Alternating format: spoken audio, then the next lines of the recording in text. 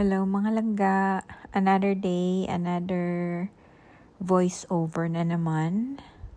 Papunta nga pala kami ngayon sa mother-in-law ko, tapos dumaan muna kami ng Thai food. So umorder ako ng papaya salad kasi ang tagal ko nang hindi nakakain ng papaya salad. Tapos ito guys, bumili ako ng dalawa kasi yung vapes ko. Bumili ako ng mga pads nito, mga bago na yung pads niyan. Para hindi na ako mag-charge pag nasa work ko. Tapos bumili na din ako ng juice. Ano yun? Blue raspberry lemon. Kasi yung blue ras lang, wala sila nun. Naubusan. Kaya ayan, nag-aantay muna kami guys ng order namin. Pagkatapos, dediretso na kami sa sa mother-in-law ko. Pakita ko later guys ha, kasi umuulan dito, supposed to be summer na siya, pero umuulan-ulan pa rin. So pakita ko later na para siyang nag-leak yung basement ng mother-in-law ko. Bumabaha siya sa loob ng basement. Marami talagang nasalanta dito ngayon sa Canada yung mga basement. Kasi grabe talaga ang ulan guys. So pakita ko later ha.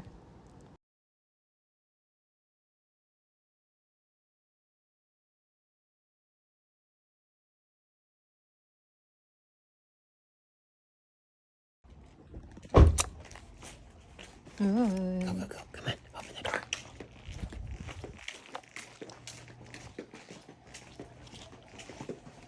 Knock knock. Knock, knock. Daisy. Here we They are. see me rolling, they hating. Uy, guys. Andito pa pala ang gramophone. At ang typewriter. Ito na guys, yung basement.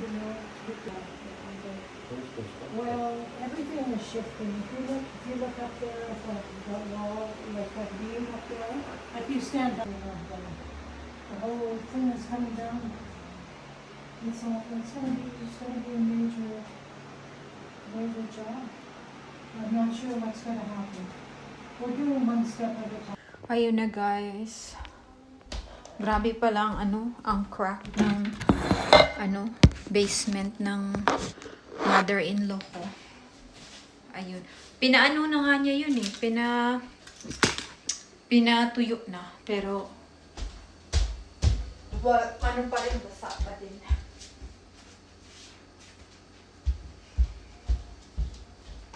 Pakita ko lang. Andun pa sila sa baba.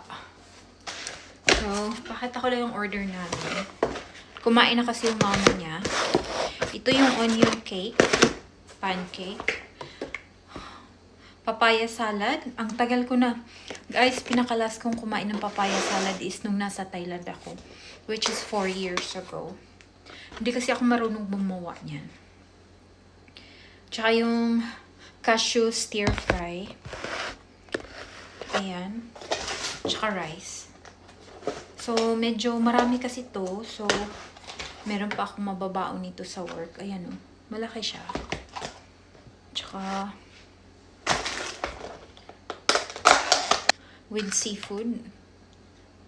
Ayan, ang bango niya.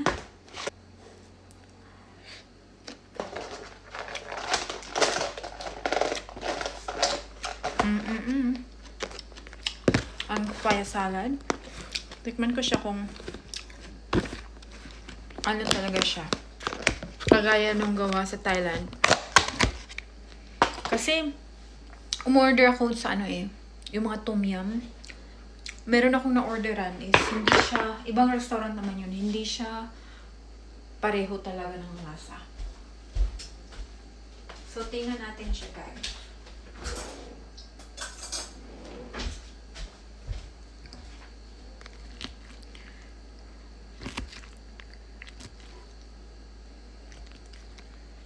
O, papaya nga siya. So, meron siyang shrimp. Ito, kamatis, tapos papaya. Meron din siyang lemon.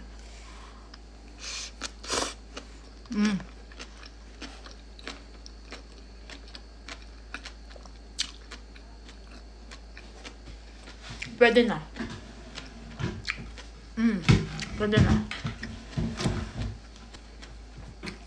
Alam mo nyo guys, malalaman nyo talaga.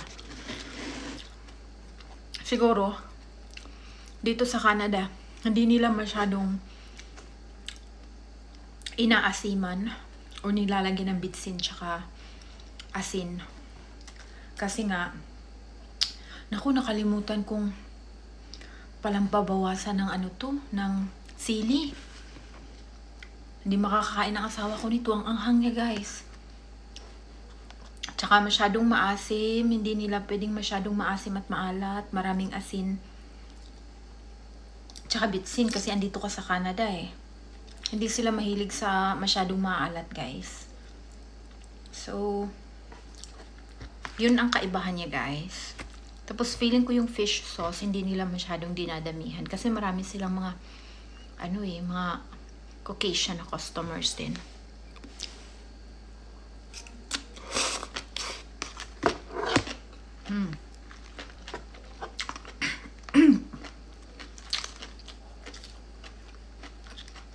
Masarap siya. Hipon.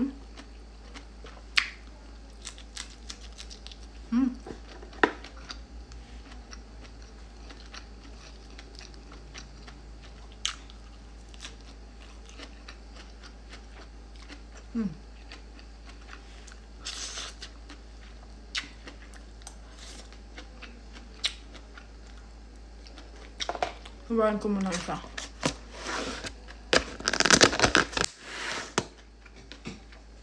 Saying like if it was a, what am I trying to say here? How things went now. That's okay, just keep it. What am I saying about 10 years? If it's 10 years old Oh, yes. or less, you're not gonna have that on. No, you're not. This is, this has been going on since 1979. Wow. And when this place was built, there was problems, and I wasn't aware of it. I was blindly just bought it, and without doing more checking.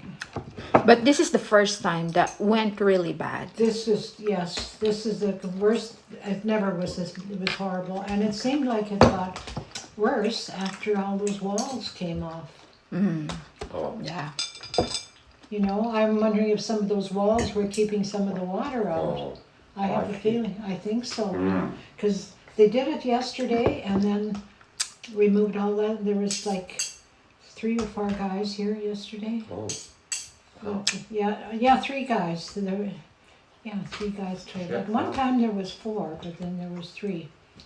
But, it's like after those walls came down, this is the worst I had ever seen. Yeah. It wasn't like that. So that means they're holding the water there. I think they must have been holding some back. Yeah. Well, it's better. Yeah. So it will once and for all. Well, we have to look in there because everybody was saying, oh, you got mold and stuff, but I don't see a ton of mold in there. No. Not really. Doesn't- No. Considering, Yeah. I've had leaky basement for a lot of years. Yeah, there's no I don't know. mold. I I said think to you the, probably have mildew, which is Yeah. not as bad. I don't know. I don't even know how to identify mold. I look there, well, where is it? Yeah. You can also smell it. But Well, it's just, I don't to me, it doesn't smell smell any. horrible. It just smells out wet base. Brutal. Yeah. You can take that home, Maureen, and have for lunch tomorrow. yeah. You work tomorrow, you can take it for lunch, eh? I thought there'd be some more interesting things to share, but it's kind of a basic dinner. Okay, what's Like a next? veggie What's it? oriented. We normally Rice. Oh, your rice. Make sure Steam you- rice. Yeah, Normally make sure they you- get like things like pad thai as well as Yeah. tom yum soup. So, but it's a lot, Well, right? Some of that is fancy. You don't need fancy stuff like that. Well, this one I'm forcing to eat vegetables tonight, which is good. Vegetables are Normally I don't eat the veggies, I just eat everything. Siyempre guys, tapos ng hapunan. Kaya nag-TikTok ako guys.